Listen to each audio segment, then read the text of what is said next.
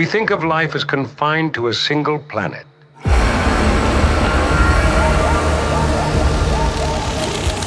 But the nature of life is to spread.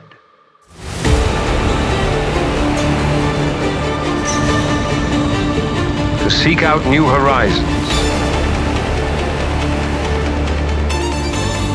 To take root on foreign shores in search of new soils.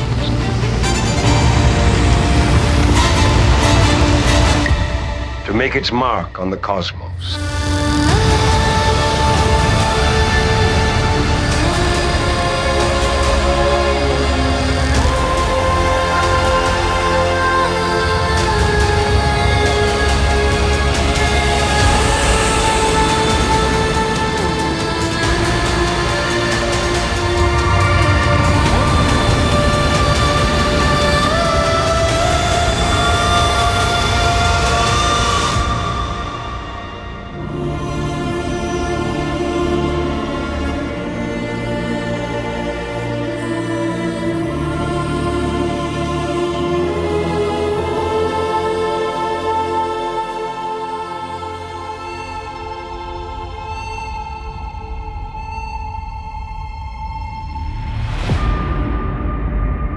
If you were to travel back in time 4.4 billion years ago, you might not have picked Earth as the future cradle of life. But Mars.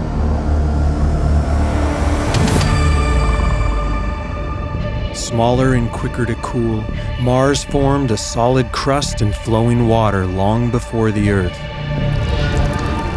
giving it a 100 million year head start to spark life.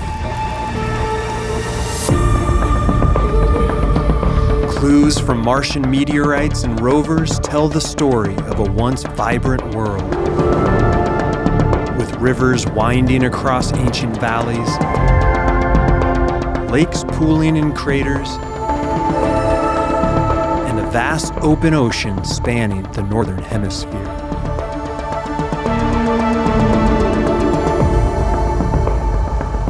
In Jezero Crater, an ancient river delta, NASA's Perseverance rover found a curious mudstone rock named Shayava Falls. Formed when liquid water covered the planet billions of years ago. It contains strange pale leopard spots, each rich in minerals and organic molecules that on Earth often point to microbial activity. So far, researchers have no natural explanation for these patterns, meaning that these spots could be the fossils of ancient Martian microbes, and our first true glimpse at alien life.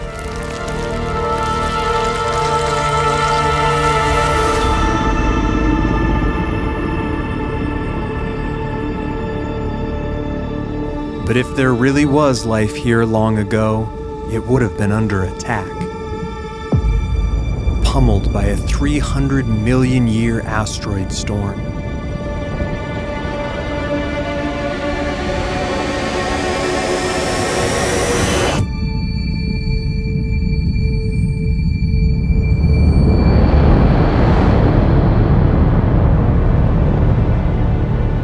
On the surface, these impacts would have been apocalyptic for life.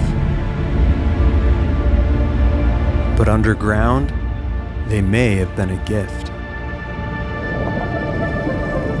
Residual heat from large impacts may have created thousands of underground mineral-rich water systems that stayed heated for millions of years. Ideal incubators for life, protected from the chaos on the surface.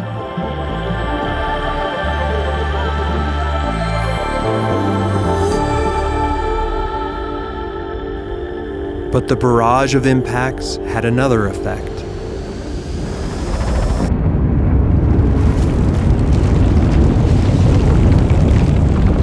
Rocks blasted into space by the impacts spread throughout the solar system, with billions of tons of Martian material making contact with Earth.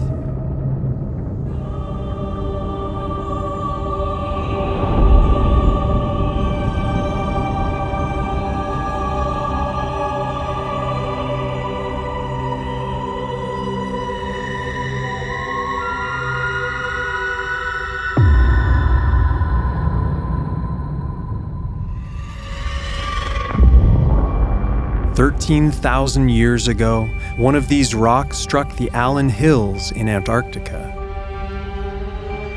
It was found to have originated in a deep Martian canyon at a time when Mars still had flowing water. And deep inside, we found these. Strange structures that look like fossilized bacteria. It now appears they are just natural mineral formations, but these structures stirred a deep question. What if it wasn't just Martian rocks coming to Earth, but Martian life?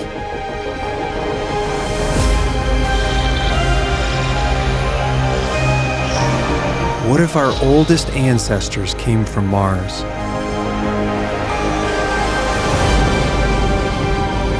Or further beyond?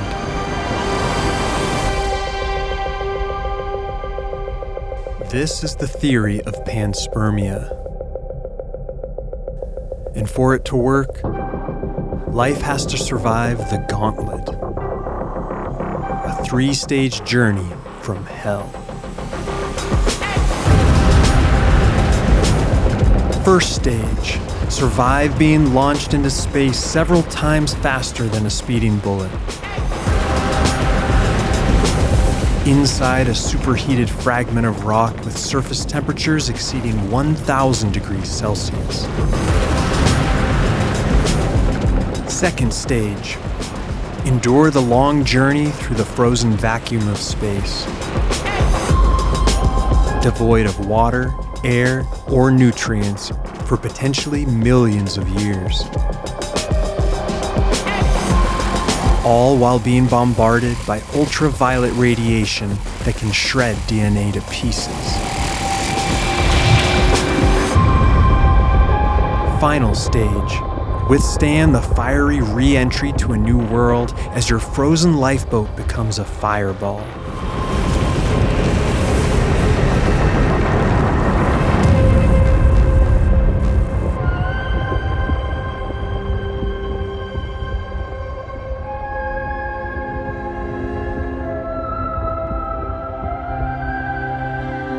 Life finds a way.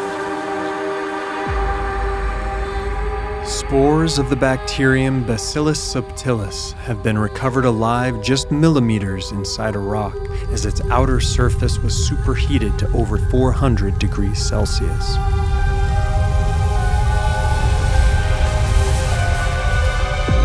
Tardigrades, one of the smallest and hardiest animals known, have been witnessed surviving the freezing vacuum of space for at least 10 days without protection. They do this with a unique protein called D-sup, which forms a protective cloud around their DNA.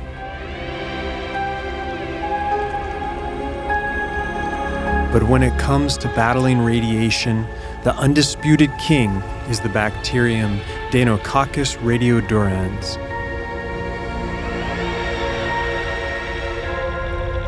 It can withstand radiation levels 1,000 times higher than a dose fatal to humans. Its superpower is its ability to reassemble its own shattered DNA, rebuilding its entire genome in a matter of hours.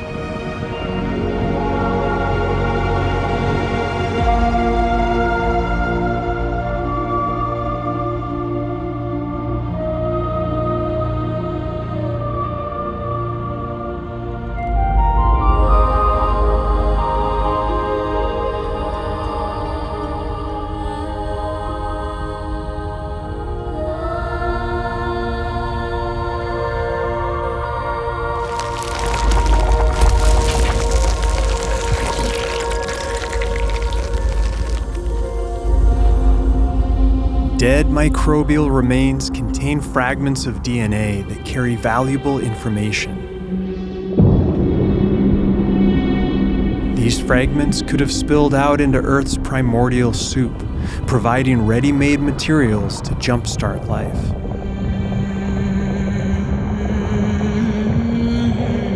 This is the theory of Panspermia. Like manna from heaven, the essential molecules of life could have rained down on our planet from some ancient branch of life.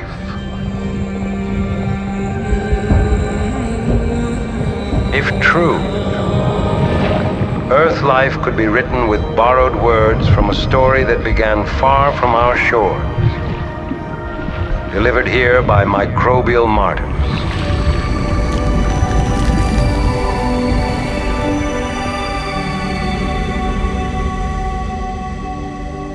But perhaps it was the other way around.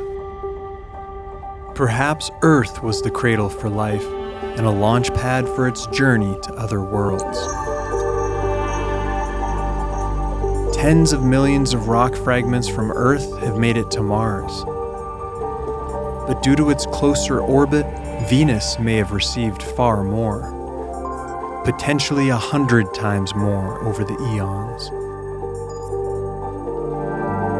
Together, these three planets formed a bustling meteoric trade network, sharing billions of fragments over billions of years.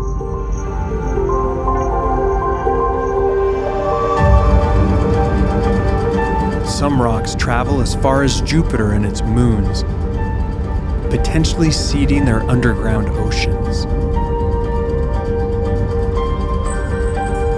Even Saturn is thought to have received possibly millions of Earth fragments, some splashing down into the liquid methane lakes of Titan.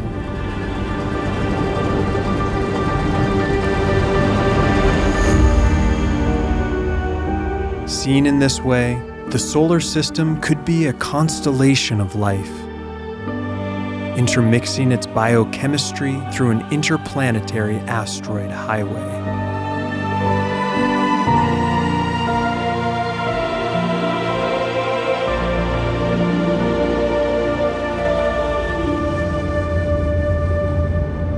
But this might only be scratching the surface. In fact, life could be connected not just between planets, but between entire star systems.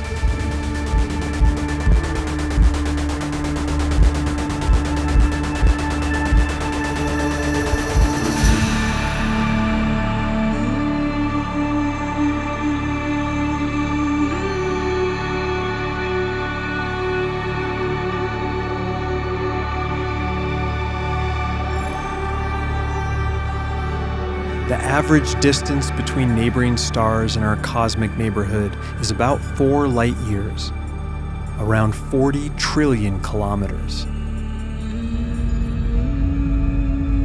This journey would take millions of times longer, making survival even less probable. But not impossible.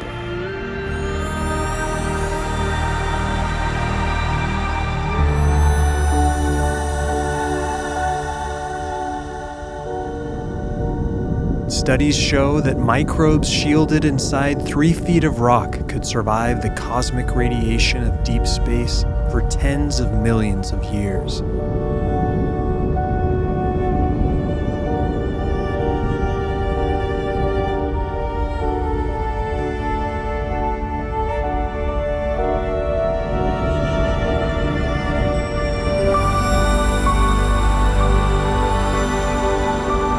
Comets could make the perfect interstellar arcs, as their thick mantles of water ice form a natural radiation shield for any microbial passengers.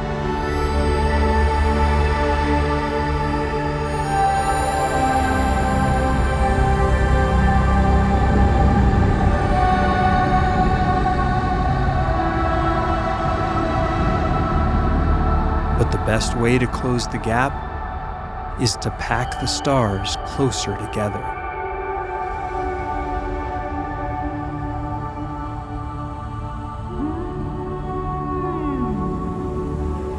Most stars in the universe are born within dense clusters, packed in tight with other suns. In these crowded cosmic neighborhoods, the distance between stars isn't measured in light years, but in light months or light weeks.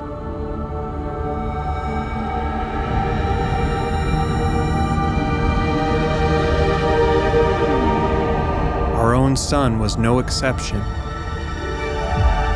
Born inside a crowded stellar nursery with neighbors far closer than they are today.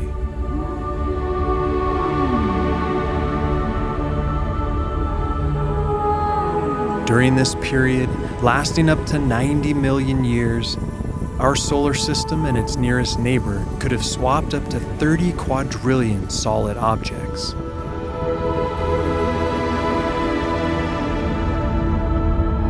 As many as 200 billion rocks from the young life-bearing Earth could have reached alien star systems.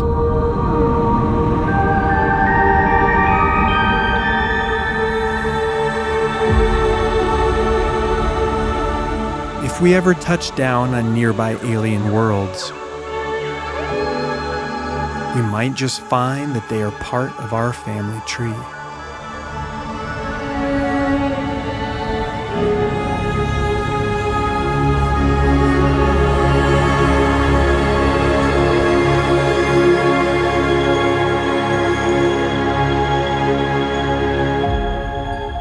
And some star systems could be even more interconnected.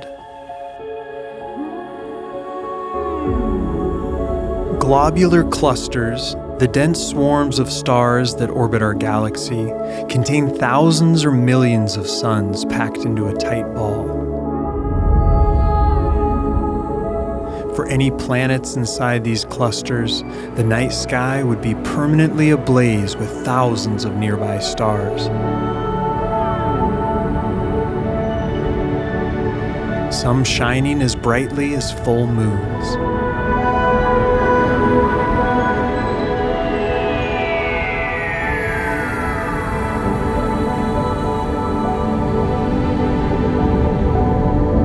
At these stellar densities, an asteroid carrying microbial life wouldn't need millions of years to reach the next star system, but perhaps only thousands.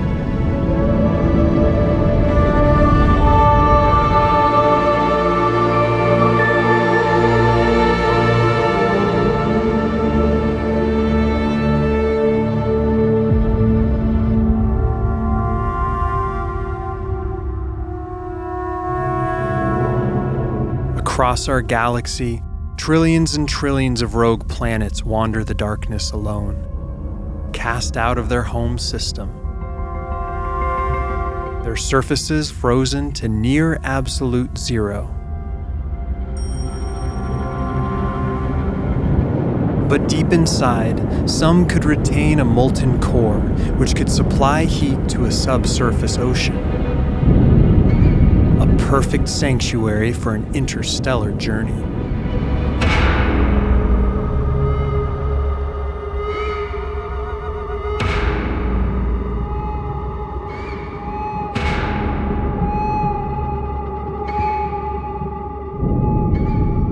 Down here, hidden biospheres could sail safely through the void for millions or even billions of years, using the planet itself as a starship.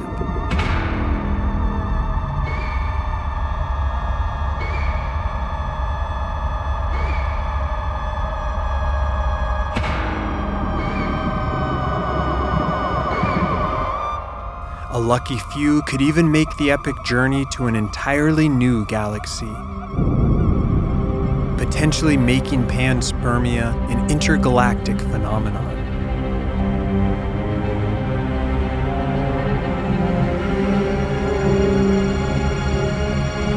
But what if life didn't need to ride a planet or rock at all?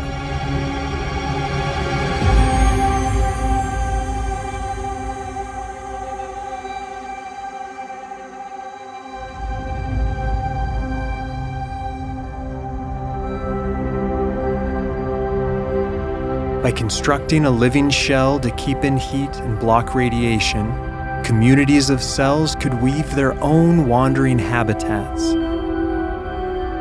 self-sustaining bubbles of life that float through space like miniature living planets.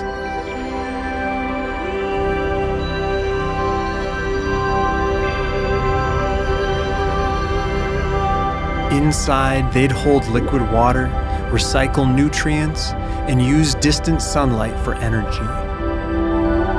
All without ever landing on a planet.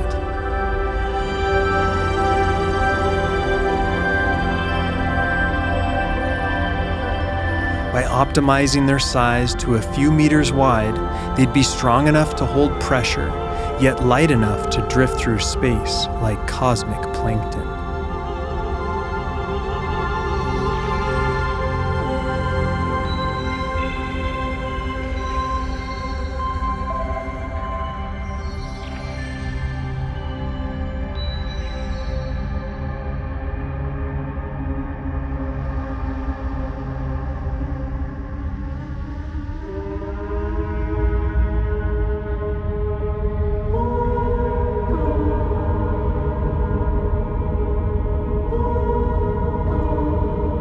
Imagine a creature so large that it rivals the size of entire planets.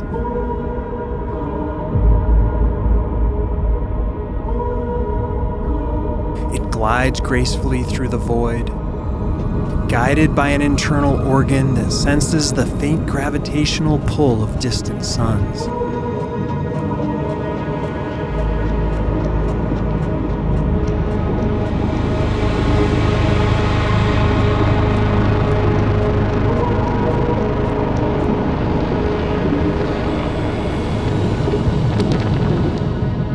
Despite its completely alien nature, this titanic creature voyages the darkness for a familiar reason: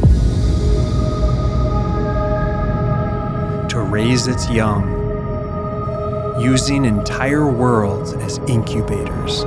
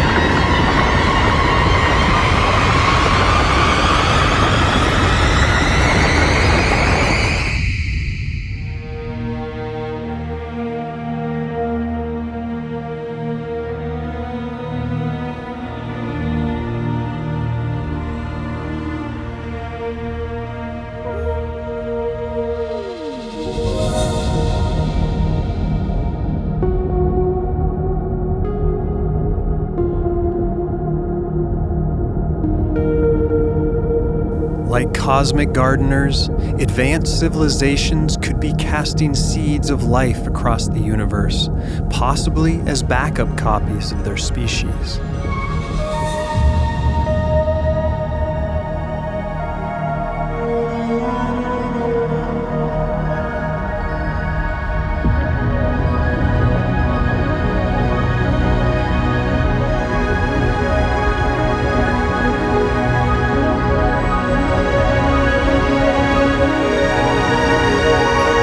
They could treat the galaxy like a vast garden bed, spreading seeds and watching how they take root on different worlds.